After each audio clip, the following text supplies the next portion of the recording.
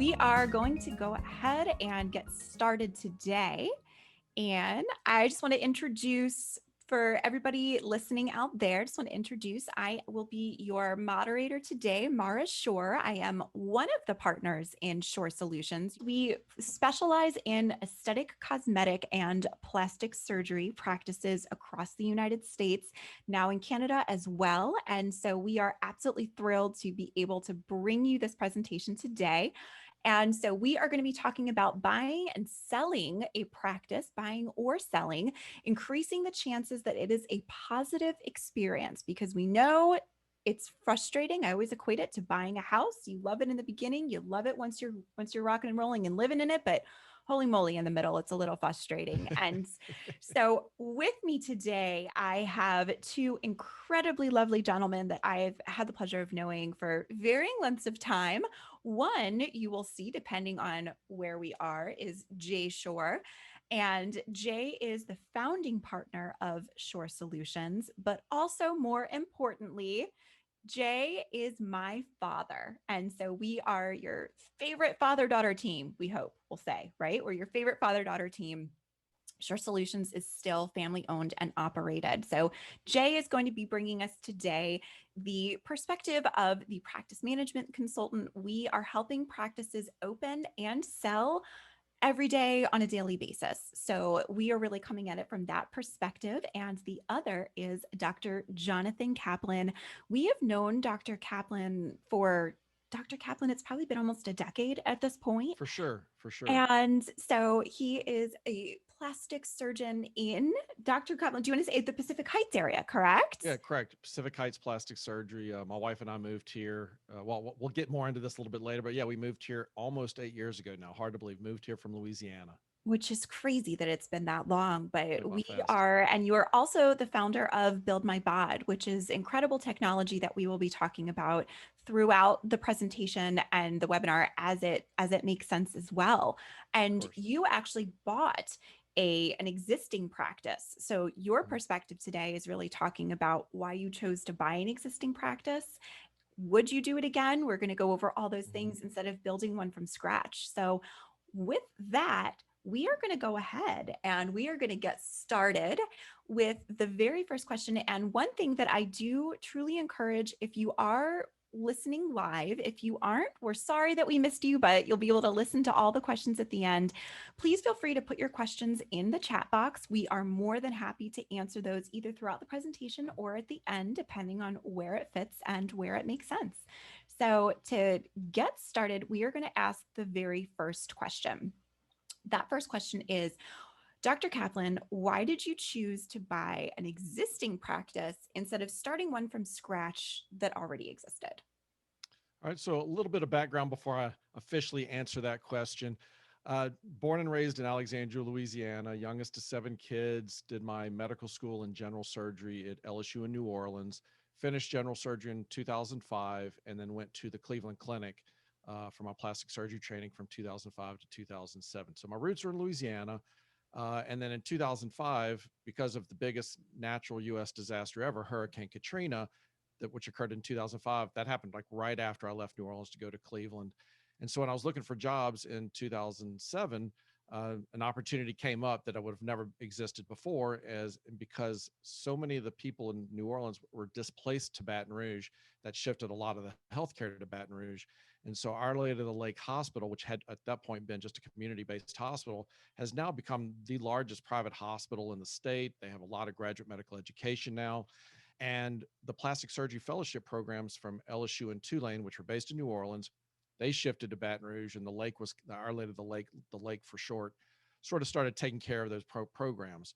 So 2005 to 2007, I'm in training. 2007, I'm coming out, and they're looking for a plastic surgeon. They had never had a need to employ a plastic surgeon before, and so they needed somebody to help formalize the rotations for the plastic surgery fellows from LSU and Tulane. And they needed somebody to help with taking facial trauma call, things like that. So I go from being a trainee in fellowship on one day in 2007 to the very next day, I'm the master teaching the trainees in Baton Rouge. So that was quite the transition. but I became employed by the hospital since I was the first plastic surgeon. They treated me really well. It kind of felt like it was my own private practice. And then I was there for, 6 years. And again, they treated me well, but over the course of those 6 years, I was starting to do, I wasn't doing as much reconstruction. I was starting to do more and more cosmetics. And I realized that, I wanted my own operating room to provide these cosmetic patients a little bit more of a VIP experience. So 5 years in, I started thinking about, like, what are the other options? I was thinking about, just leaving the hospital, but staying in Baton Rouge and starting my own practice with my own operating room. And then I also started looking around the country. And then I ended up finding, by that point, I was married. My wife was from Connecticut. So she was I think she was always itching to be in a bigger city than Baton Rouge. And I really kind of always thought my whole life I'd just be in Louisiana. I was totally satisfied with that. But I went to a wedding in La Jolla, California, a couple years before, and I'm like at the top of the hotel, looking out onto the water, and thinking, why don't I live here? Like why can't I live here? So that was probably the first inkling that maybe you didn't have to be in Louisiana the rest of your life, even though it's a great state. Anyway, so I found on the American Society of Plastic Surgeons job listings board that there was a plastic surgeon in San Francisco that was retiring, and he had his own accredited operating room. So we flew out here in February of 2013, checked it out, all looked legitimate. It was an accredited operating room. It was a view overlooking the South Tower of the Golden Gate Bridge in Pacific Heights. It was beautiful.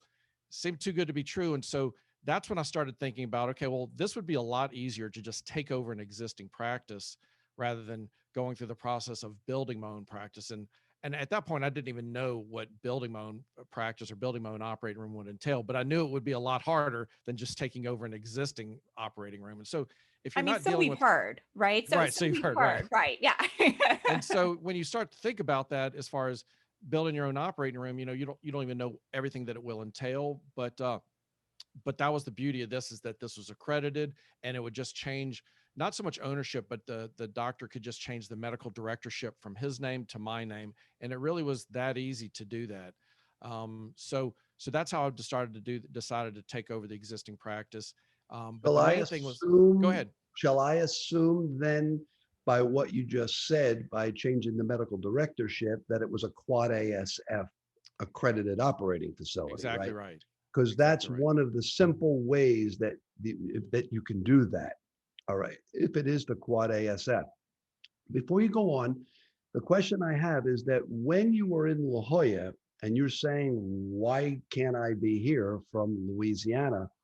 When you were thinking about opening up or buying an existing practice, did you have a price point in mind before you even knew what that price point was? Because Mara hates when I say this, but Megan Trainor had it right. It's all about the base, right? I mean, I think every daughter cringes when she hears her father reference Megan Trainor for, I mean, Putting like, pop let's, culture. yeah, let's be honest. So, yeah. Well, no, Did that's actually a great question. It brings up a point that something I learned earlier on. I kind of skipped over this, is that when I was looking for a job out of the Cleveland Clinic in 2007, of course, I ultimately took the job in Baton Rouge. There was a doctor that was retiring in New Orleans that was looking to sell his practice. And so that gave me an idea of what number was appropriate, what number wasn't appropriate. And so what he was offering me in New Orleans, 2007, was his office, which did not was like on the fourth or fifth floor of a medical office building. So he didn't own the building. He still had to like pay rent, which I do pay rent here now, so that wasn't really an issue. But the office didn't have an operating room, and the office didn't even have a bathroom. You had to go down the hall to use the bathroom. So that was annoying right off the bat.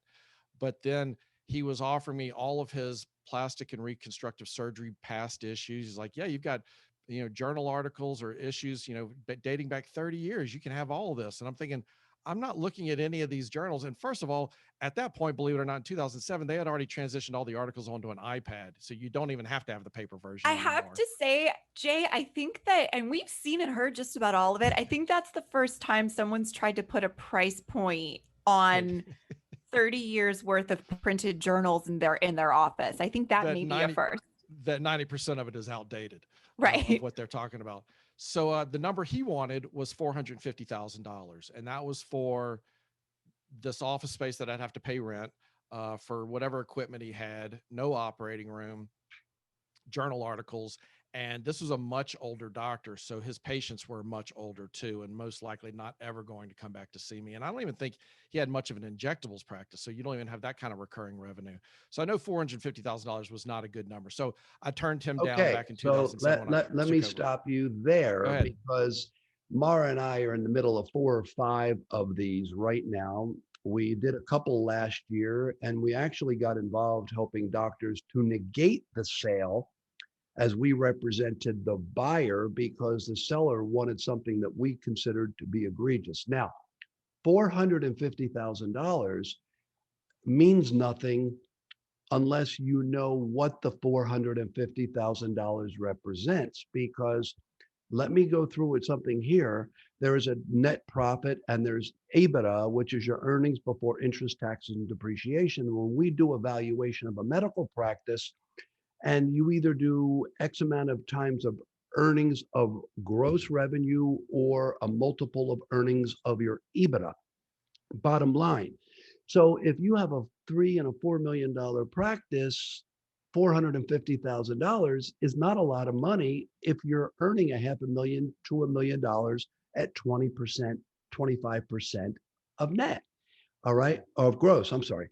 So how did you determine that 450 was a lot of money other than you're probably a couple $100,000 in debt from medical school, unless you're one of the lucky ones? I Lucky mean, ones. what turned you off? That it was based on nothing. That number was completely taken out of thin air. I showed it to my accountant, and he's like, "What is this based on?" And he showed me his like total revenue, which was like $1.1 million for the previous full year. So the numbers just made no sense because I was truly getting just goodwill, which is so worthless to some extent. I guess I was getting a phone number, but I wasn't even getting a bathroom. I wasn't getting any for sure patients. I was definitely not getting an email database. It was all paper charts. No I was capital getting equipment? nothing. I was getting literally almost nothing for this. And that's Right. how I knew without, I did show it to an accountant, but I didn't need an accountant to tell me that that was like ridiculous. Now, that being said, I wouldn't necessarily have known that $450,000 was meaningless and that that wasn't a good number because if you don't have all the facts, you don't know what you don't know. But it just didn't make any sense. And I don't know if I maybe I never really got over the fact that there wasn't even a bathroom in the office. So that wasn't even convenient for the patients. It wasn't convenient for me. It just seemed like a really silly thing. Like at the end of the day, I couldn't tell what I was paying for. It was bizarre. All I And can we'll get picture into the right now, valuation of the practice I ended up taking over, and it just began to make a lot more sense. all I can picture right now is that scene in The Help where everybody leaves their toilets on the front lawn, and we're just going to hope that nobody starts leaving bathrooms for you because they know how much you miss them.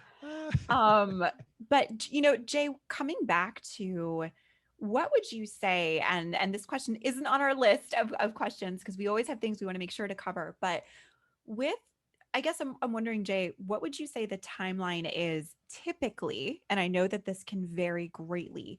What would you say with all the clients we work with, either the time it takes to sell a practice or the time it takes to buy a practice, but how long would you say it takes just for the transaction? I'm not talking about the build out and everything that would go with it if if they want to do renovations, but for our clients, Jay, what is the typical timeline? And then Dr. Kaplan, what is the timeline that you had? But Jay, I'm wondering what would you say for a timeline for our clients?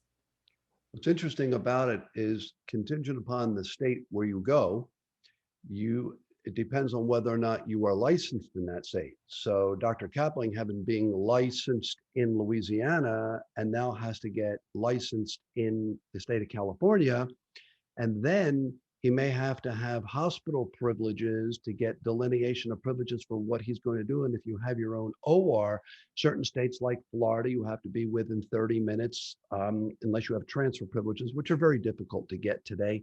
But if you can, you have to have privileges. You're not an ASC, you're an office-based surgery center.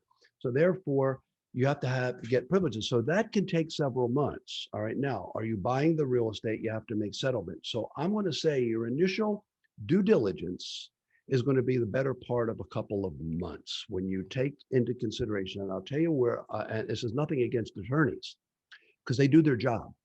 But attorneys tear apart agreements because one attorney sends it over, the other attorney has to review it, and they go back and forth. We did one, in the Houston area that took several months, and that was a very attorney-friendly transaction because whether it's a stock sale or it's an asset purchase agreement, and you have to determine that. We can get into that later because we're going to find out what Dr. Kaplan did. Then you have your letter of intent. Then you have to get financing. And how is that all going to take place? And then you have to have hospital privileges if unless you're going to just get privileges at a hospital and not have an in-house OR like Dr. Kaplan did. So it can take anywhere 3 months to a year. We were negotiating one last year that fell through because it was a real estate and a practice operation. And it fell through because the potential buyer didn't want to take hand call at the hospital, and therefore he didn't get privileges at the hospital because you had to be on staff at the hospital because the real estate was on hospital grounds. And they required that you be on staff there, even though they were individual condos. So, Dr. Kaplan, let's hear your story about the San Francisco. So when we came out here in February of 2013, it was again, as I said before, it looked like totally legitimate, and it was. He had an own operating room, accredited operating room, and the difference with the valuation in that situation is that he actually had a game plan of how he was going to value it. And what he decided was he looked at the patients that were more likely to be recurring revenue, the injectable patients. And so he said, okay, in 1 year, I brought in this many patients who got injectables, Botox fillers, what have you. And then he subtracted out the cost of the fillers. And then he did a 2 times multiple. Still don't understand why people do multiples, but it's just kind of an accepted thing within Well, business. a multiple of gross or net? It was multiple of net. After he subtracted out the cost of the Botox and fillers, he did a multiple of net injectables for the year. And that magic number came out to be $191,000. That's what he wanted for the practice. And because it had its own accredited operating room, which I have since found out that building a new operating room in San Francisco would cost about $600,000. So right then and there, I was like, okay, 191,000 versus 600,000. Got an accredited operating room. I've got a way to actually start making money immediately. This is a good deal. This seems like a really good deal.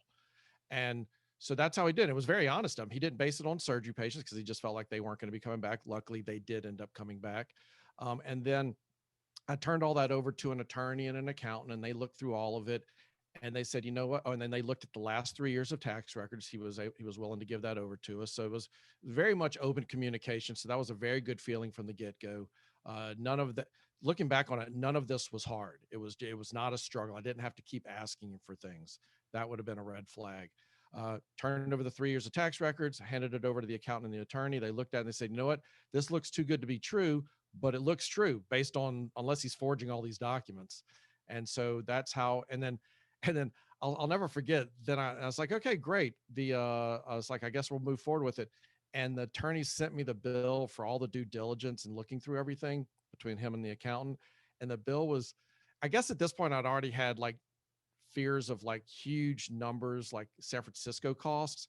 And I got the bill from the attorney for all the work that they did. And it was like $2,000. And I like paid it immediately because like, wow, hopefully Was they he didn't forget. was he on?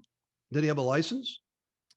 Yeah, exactly right. It was like a friend. It was like a friend down by the Quickie Mart. But no, it was $2,000 to kind of get that peace of mind is the point I'm making. And that is not a lot of money for someone to look through all the tax records, look through contracts and things like that to say, you know what, this looks legitimate. So I was very relieved that I paid somebody, didn't just get a friend to do it. And this is actually also an attorney that was specialized in contracts for doctors, including buying and selling practices I or employment. I want to make a point here that for those here listening, whether it will be on the video or after streaming it or on the podcast, please don't expect $2,000 as your legal fees.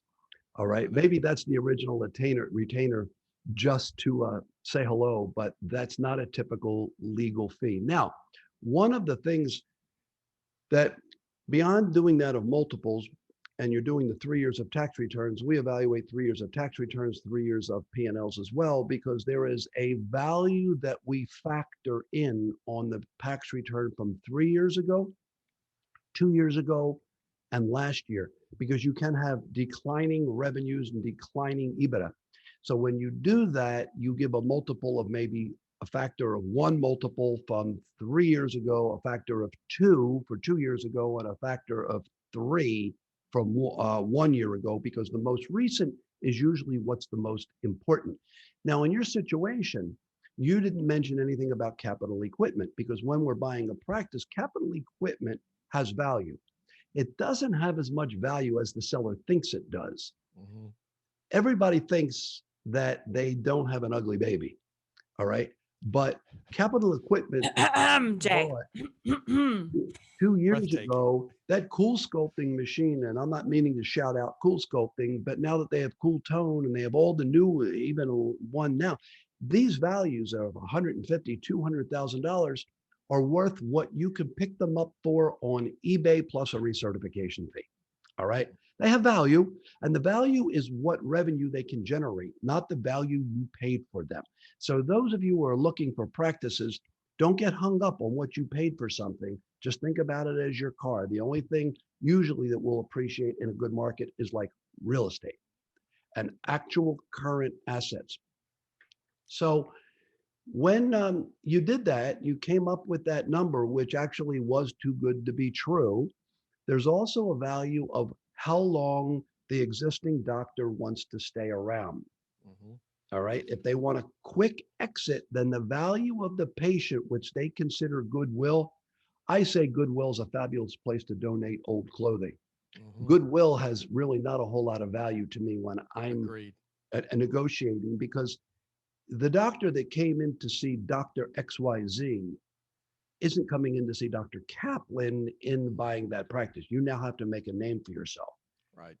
Uh, So so going back to the point you're making about equipment, that $191,000, that was the net for all injectables. And then he said, once you come to visit, again, we can look at all the operating room equipment, and then we can come up with a value for that. And based on my brother's recommendation, he's like, just ask him if he can just include all that into the $191,000 number. That way, y'all don't have to go through, and because you're right, he's going to think the value of the equipment is more. I'm going to think the value of the equipment is less.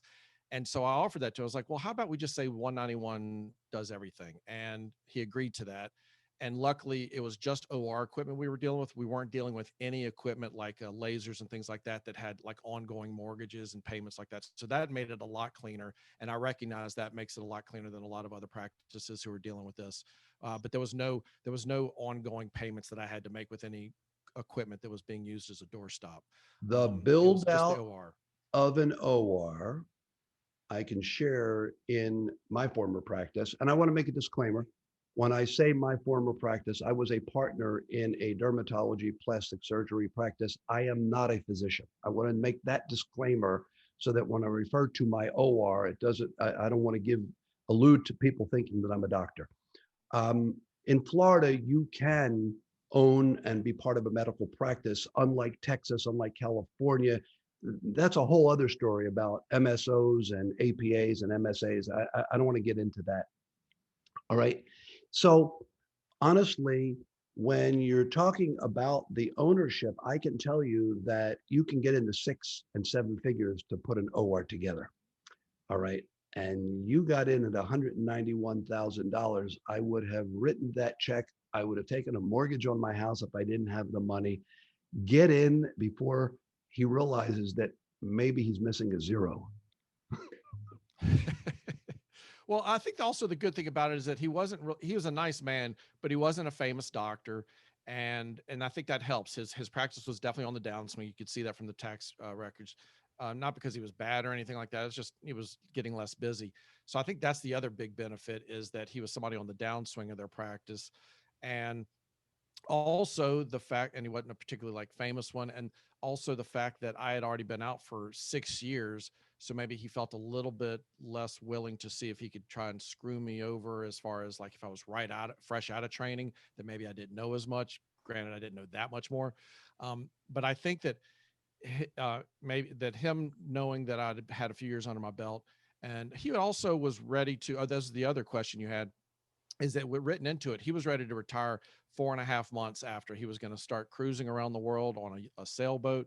So he was only around for 4.5 months. And I remember before I started on June 3rd of 2013, I was thinking, wow, I really wish he would stay around longer than 4.5 months so he could introduce me to more patients and things like that.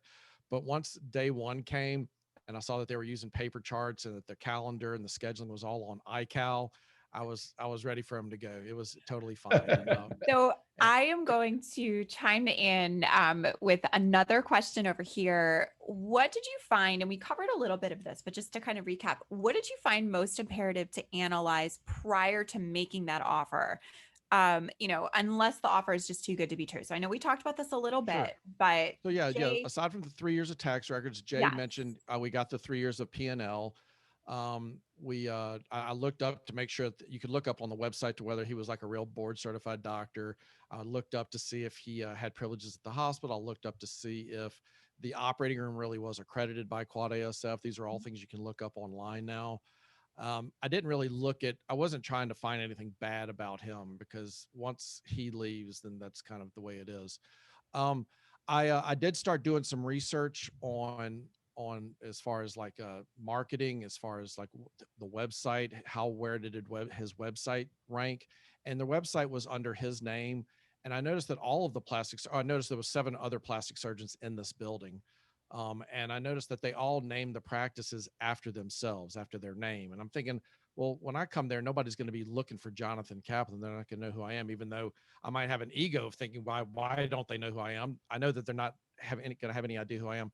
So I realized that you have 8 plastic surgeons in a building in the middle of Pacific Heights, and nobody has taken the name Pacific Heights Plastic Surgery.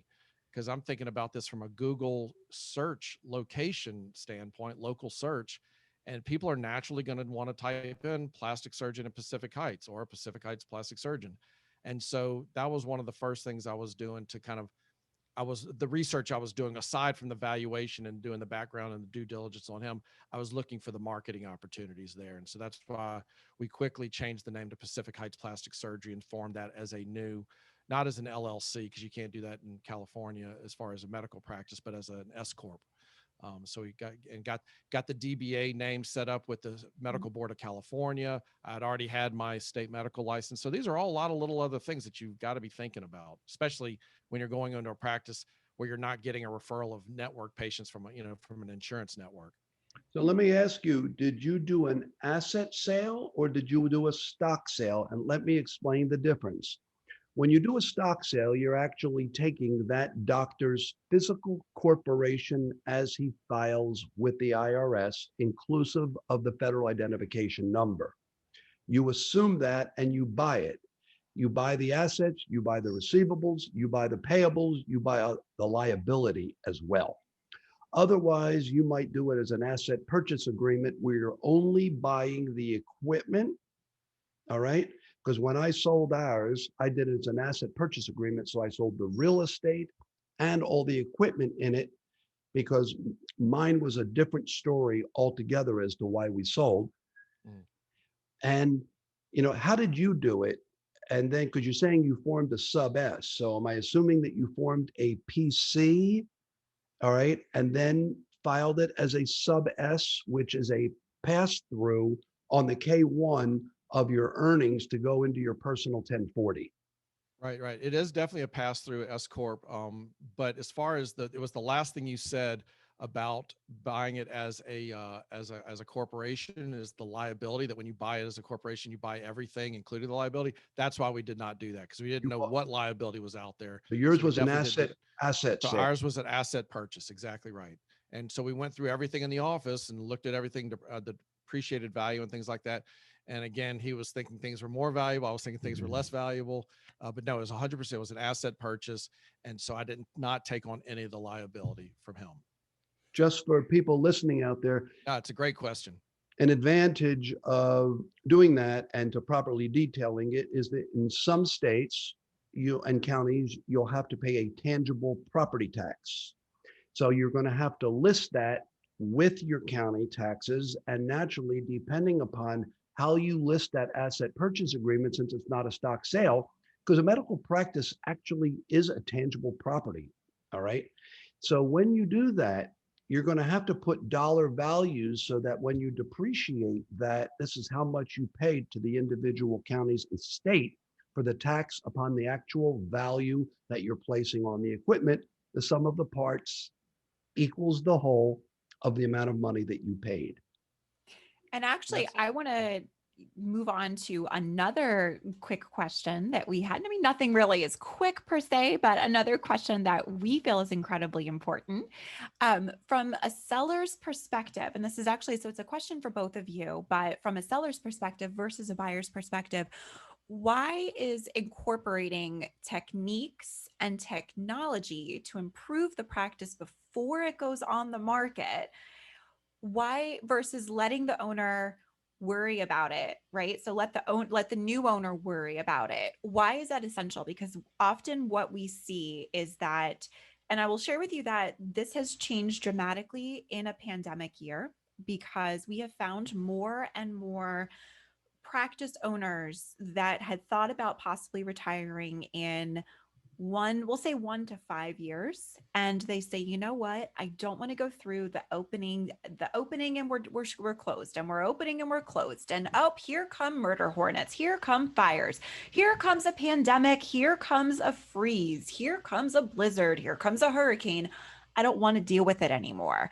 And so they're saying, you know what, let's get this, I'm ready to sell. But we have others that are still saying, you know what, I want to sell in the next 6 months to a year. So, what are the advantages of taking the time to go from paper charts, for example, to an EMR, to making sure that their website SEO is up to snuff, making sure that they are active on social media? What is the advantage? And Jay, I'd love for you to answer this first, and then Dr. Kaplan, you from that perspective as well. What is the advantage of doing it before they sell versus saying, you know what, let the next owner worry about it? Because it's really the equivalent of, do you completely remodel your kitchen before you put your house on the market?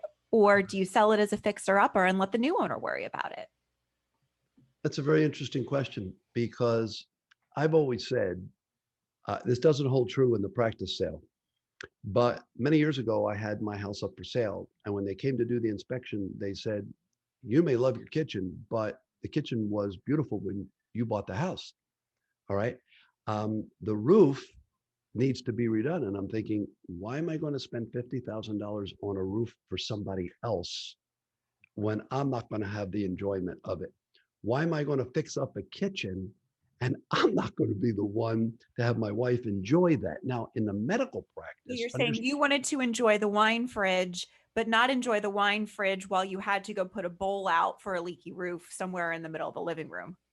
well, I don't have, we have a wine fridge. I don't drink wine. That would be for you when you come That in. would be right. That would be for me when I come to visit. Yes.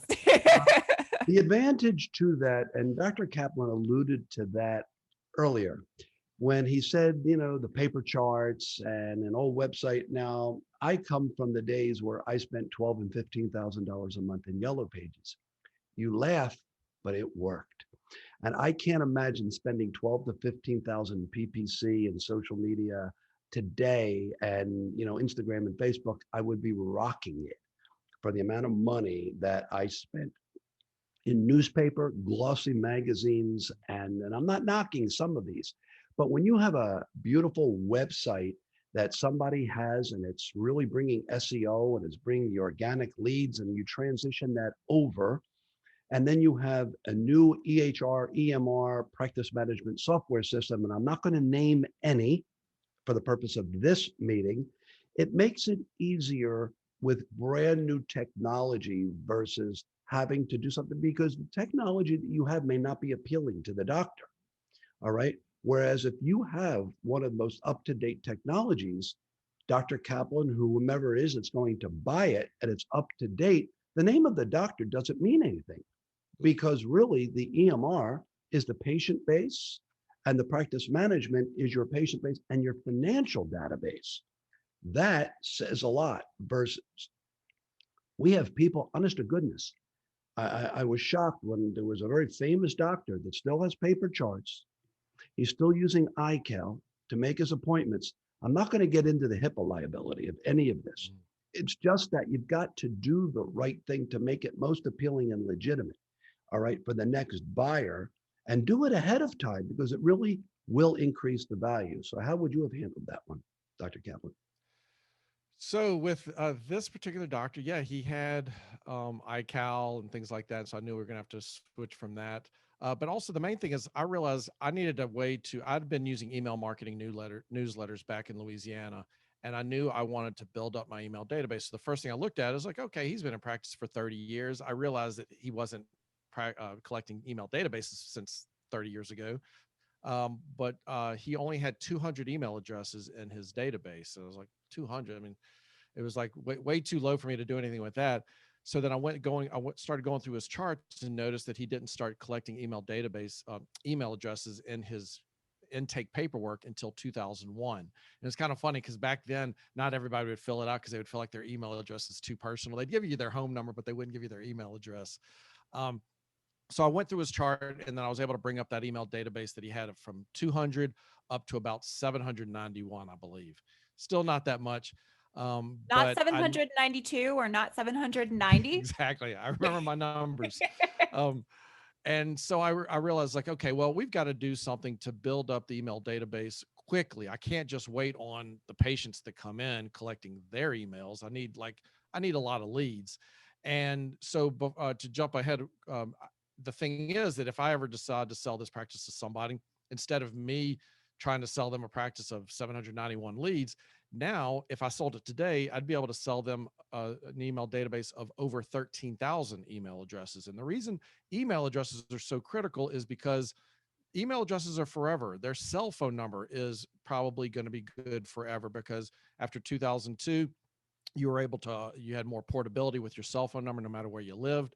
But also, back on his paper charts that I was looking through in 2001, these people had home addresses or home phone numbers. Well, people don't have a home phone number anymore and they don't live there anymore. So the email address is good forever. So I knew that that was critical, that that if he would have spent more time and effort on email addresses, then that would have been better for me. And now that I have a big email database, that's going to be better for my next sale. So that's why it's important to really focus on that. And one of the things that Dr. Kaplan, I would love for you to talk a little bit about is that, and you haven't mentioned it yet, but I am going to put it out there is that so not only are you a board certified plastic surgeon, but in your, let's say, quote unquote free time, which is a joke because we all know that there is none, right? But you have created Build My Bod. And so while I'm going to put it out there, Build My Bod is not sponsoring this episode, this webinar, this podcast, but we are huge fans of Build My Bod, and I want you to talk a little bit about how the Build My Bod technology, and again, not sponsored, we're just big fans of it. Right. And it fits in so smoothly and seamlessly and has helped so many of our clients. So I want you to just kind of give like an insider's look as to number one, in 30 seconds, what the technology is, and Right. then how does Build My Bod help to increase a practice's worth as well? Correct. So this all started back when I was still in Baton Rouge. I noticed that patients were always calling, and as they do with every practice, Right. medically necessary services or cosmetic practice, everybody's always calling asking, how much is this going to cost me? And back then, the only options were to tell them all the pricing potentially, and then they would say, okay, thanks, hang up, and you have no idea who they are. Or the other option is, oh, well, you got to come in for a consultation before we can give you pricing. That just aggravates the hell out of the patient.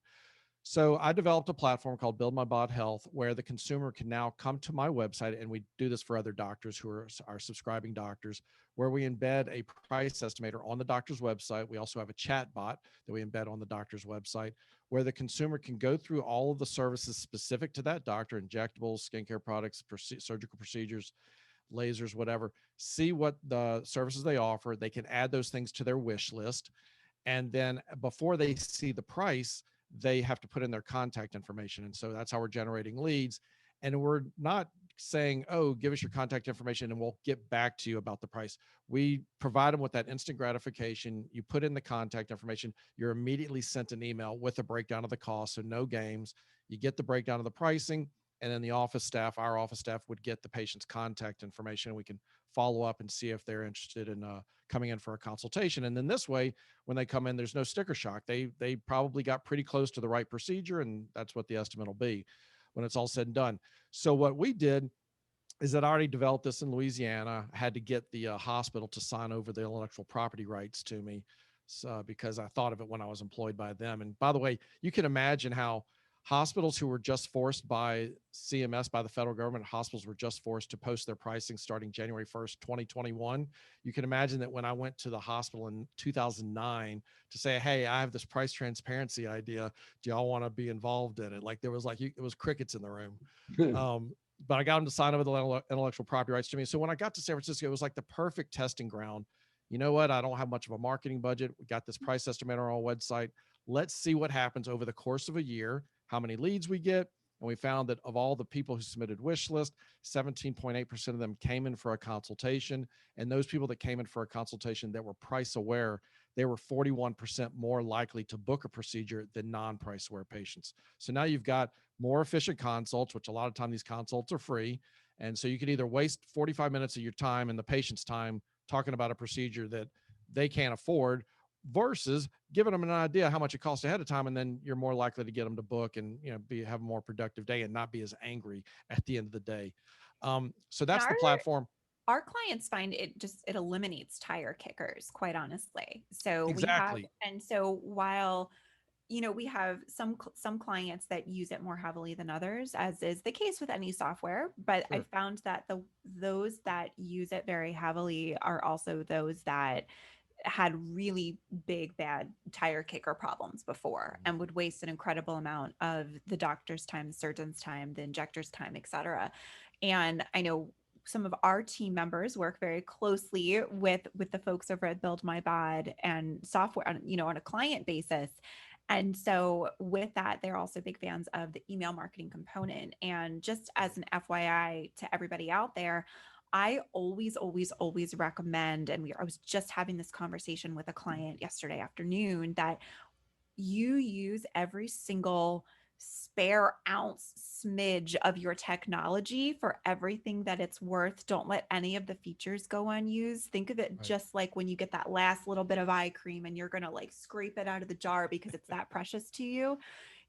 And we know what I'm talking about. We've all been there, right? It's like the person that cuts open the toothpaste tube to get every little bit out, but you want to use every. I actually think of it as butter for my bagel. Oh, there you go. So that's what I say, look at whether it's BuildMyBod, whether it's utilizing, if that feature exists when it comes to email marketing with your EMR, EHR software, but make sure you're utilizing all of those features so you're able to really. And I want to talk about just a mindset. This doesn't have to do with the company or anything, but just a mindset. People need to understand that you've got to fill that sales funnel. You got this big sales funnel. You need to get as many leads into that sales funnel. I understand maybe some of them are tie kickers. Maybe they're not looking to get it done anytime soon. But if you're targeting the right audience, getting those people into that sales funnel, those are people who are interested in the services you provide because they're checking pricing on your website through our platform. But the thing is, they're not just random people. They are serious people. Eventually, they're maybe not going to come to you, but they're going to go to somebody. So they're not just wasted leads. So you're just trying to fill that sales funnel as full as possible, because down at the bottom of that sales funnel, those people will eventually come in. So yes, you may generate a ton of leads because of people checking pricing, because that's a really tantalizing call to action button. It's way better than just somebody submitting a contact submission form or asking to sign up for your newsletter. You're generating a huge email marketing database, so that now with 13,000 email addresses, whenever I want to promote something, I don't have to go to Facebook and pay Facebook. I don't have to go to Google AdWords and pay Google. Especially when you're going through a pandemic, you may not have the cash flow to do that. Right. But I've got this huge email marketing database, and I can market to those people anytime through email newsletters, monthly email newsletters. And that's the way people need to be thinking about this, not what product this or that product, but just leads, because eventually they become real patients. Even if not now, eventually, and you can just have those additional touch points with the monthly email newsletter. So let me summarize that it actually will increase the value of the practice, because the more leads you get into the sales funnel, the more revenue that you're going to generate. It's kind of like the conversion cascade where you get the marketing to call, call to consult, consult to treatment, treatment to revenue. It all comes full circle. Right. Mara, let's talk about our most important asset, which That was going to be my next point, Jay. You and I were on the same track here. So, absolutely. Yes, let's. And Jay and I think very much alike. We also very secretly have a list of questions that we wanted to make sure to hit too. So, we can call it whatever it is, but your most important asset being the people that work in your practice. So, one of two things is going to happen to that team member, the employee, the staff member, whatever we want to call them. We like to think of them as team members when you buy the practice.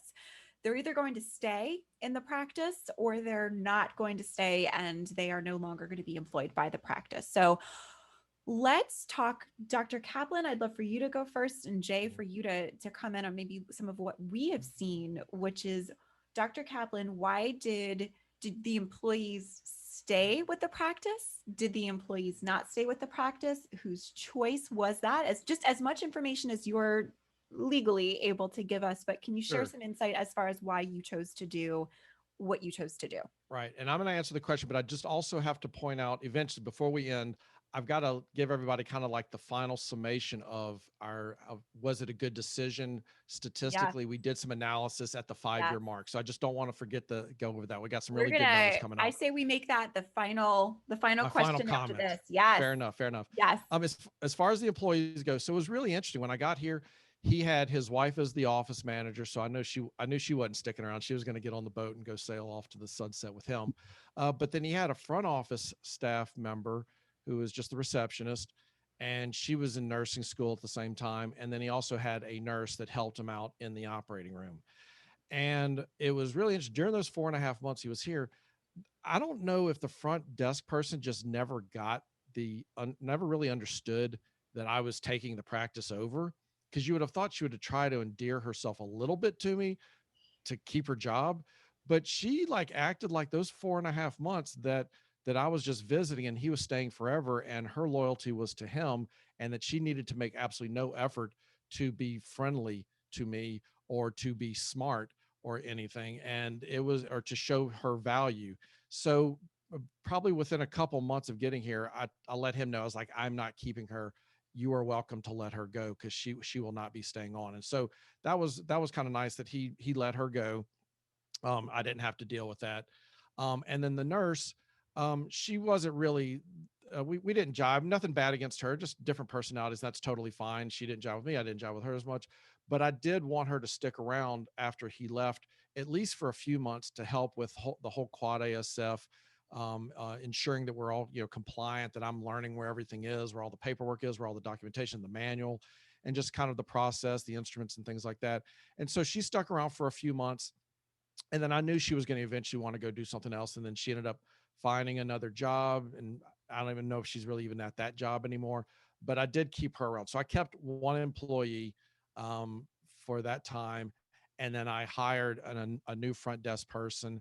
And then when that nurse left, I hired a new nurse. And I'm not going to say that those initial hires lasted forever, but the nurse did stick around for 2 years. But I also hired another nurse that stuck around for 5 years, and then she moved to Bend, Oregon to have a baby. I mean, after she got married and had a baby, and they moved to Bend, Oregon. And now we have now got a nurse practitioner. So you definitely don't have to be committed to those initial people, but maybe keep people around just to help you with the transition. But if they're just rude and they're not getting the fact that you may be paying their bill, then they need to go.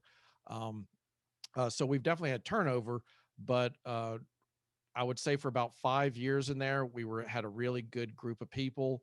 Um, then it was like kind of a downturn, and as far as the quality of employees, because the unemployment rate was so low that it was hard to find really good employable people.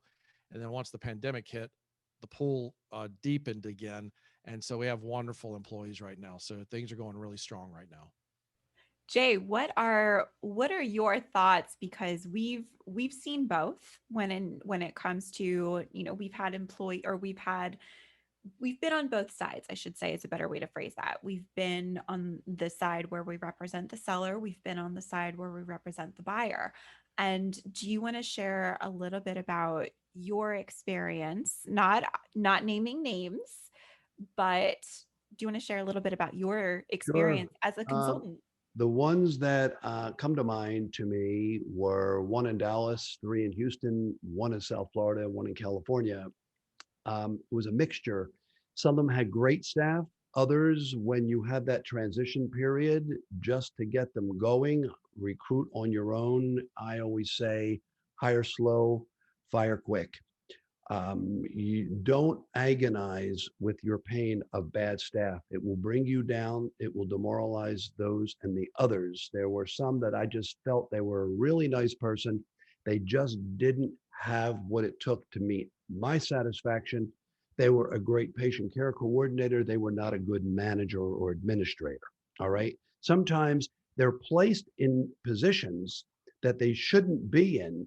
So help to maximize their strength and minimize their weakness or strengthen their opportunity. I mean, that's pretty, I mean, it sounds cliche, but it's true. I don't believe in you are going to stay on to keep your job because anybody owes you anything. The allegiance has to be to the new buyer. If it's an immediate transition, you better think real quickly and hang out a little bit just to see and bring in your own staff, maybe within the first month or so, and then they're gone.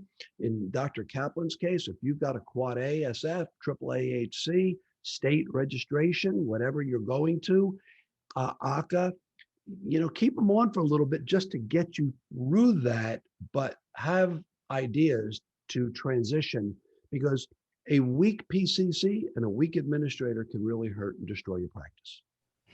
Absolutely. Absolutely. And I think one of the things that in the two closing questions that I have, so one of which I am going to pose this both, it doesn't matter who goes first, but knowing the biggest pain points, Dr. Kaplan, that you had, and Jay knowing the biggest pain points that some of our clients have had, how do you think that using a consultant like Shorr Solutions, whether that be Jay Shorr, Mara Shorr, but really we're Shorr Solutions. So whether when you have a consultant like Shorr Solutions, how can that consultant, how can Shorr Solutions make the transition easier for the entire process? So I Yeah, think when I if you look, could, yeah, give me yeah, your top two. right. When I look back on it, there were so many things that it could have gone wrong. He could have said he wasn't going to leave. He could have not been honest. In some ways, he could have decided that he liked the new whippersnapper in the office. He wanted to stick around. He could have tried to be much more dishonest about the valuation. There are so many things that could have gone wrong, and I would not have been prepared for those. So if you had someone like a Shore Solutions, a consulting firm like that, that's what they're there for. Is they've seen, like, I've only done one practice purchase. Y'all have done many practice purchases and practice sales. So y'all seen those things, those outliers, those kind of bad actors. So to have had somebody like that, whatever amount of money it would have costed, would have been worth it to avoid those problems, because I just got lucky. I got lucky that everybody was honest about the situation.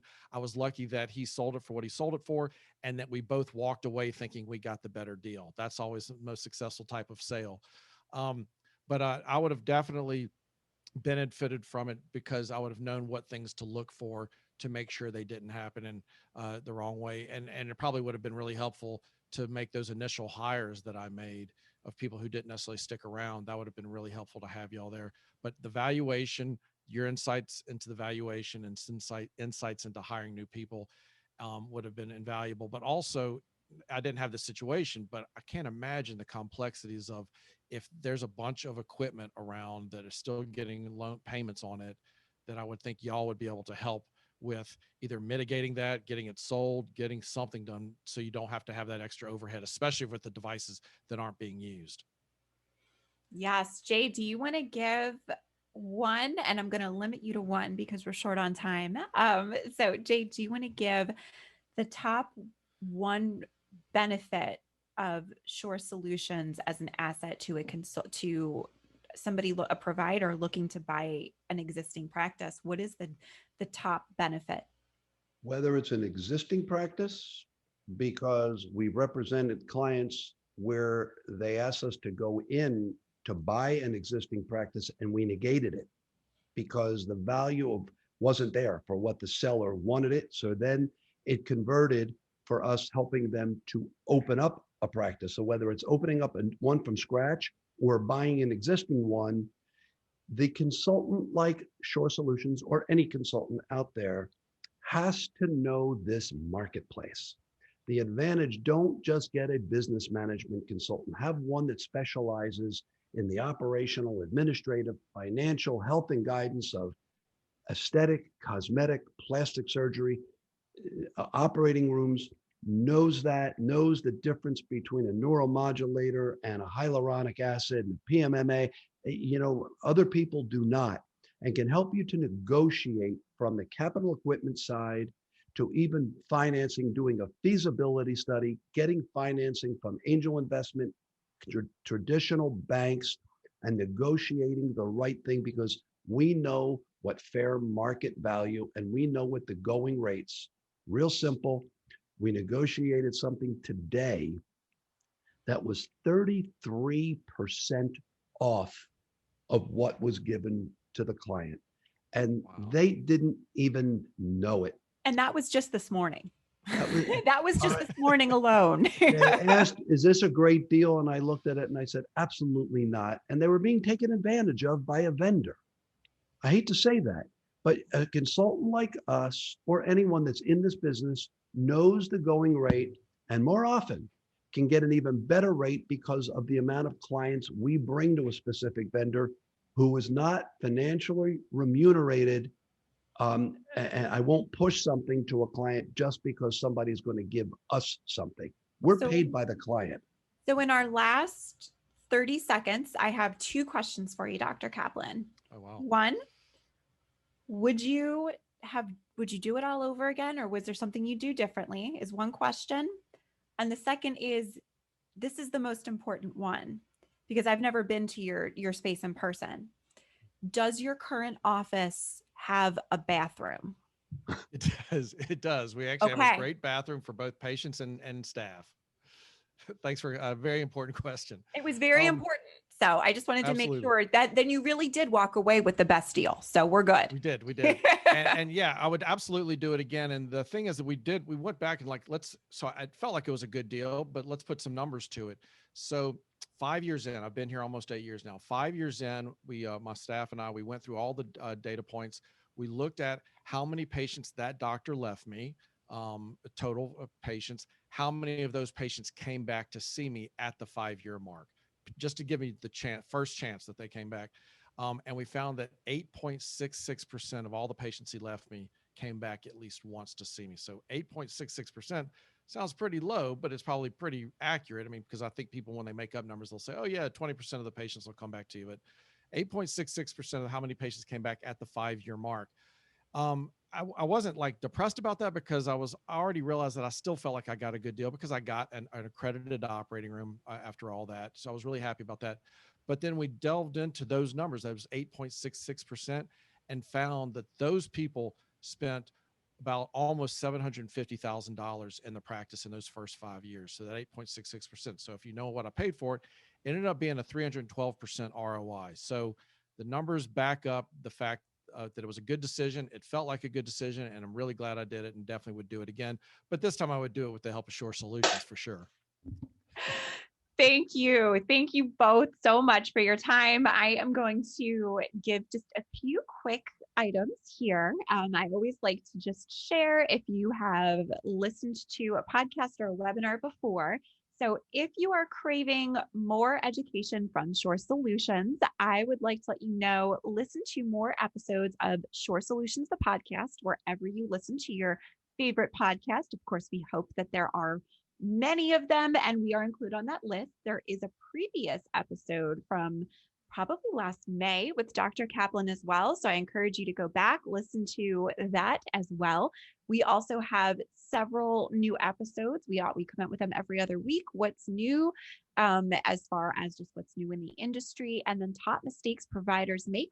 For a limited time as well, we are offering these particular items to you. So if you contact us, the information is right here on the bottom of the screen. We are more than happy to offer you a free marketing calendar, free credit card analysis, or a free patient financing program registration. That is as a huge thank you for listening to the webinar or listening as a podcast today. if you want to get a hold of this lovely gentleman, and as we pointed out, I don't remember if we were actually going live or not.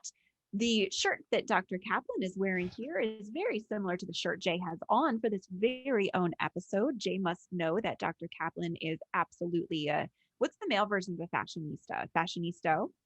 Is that Yeah. right? Yeah. Right, that works for me. That works. So if you want to get a hold of Dr. Kaplan, either to ask him any questions about what we talked about today, how did he do it, would he do it again, etc., or to ask him information about BuildMyBod. Again, we're big fans of the software. We're not getting paid to tell you this. We just Thank you. recommend it to our practices and our clients. This is how you're able to get a hold of Dr. Jonathan Kaplan. He is Jonathan at buildmybod.com. So for those of you listening on the audio version of the podcast, Jonathan, Jonathan at buildmybod.com, or you can go to buildmybod.com or pacificheightsplasticsurgery.com. As we talked about, what a smart URL to have. So that wraps up today's episode of Shorr Solutions, the podcast. It also wraps up this particular webinar/video because y'all know we love multi-purpose over here. So thank you so much to Jay for always being my co-host, to Dr. Kaplan for being our guest and sharing his wisdom. And we absolutely appreciate the time all of you took today to listen. So thank you so much. And we look forward to hearing from you in the future. Thanks Thank so you. much. Happy to be here. Appreciate it. Thank you.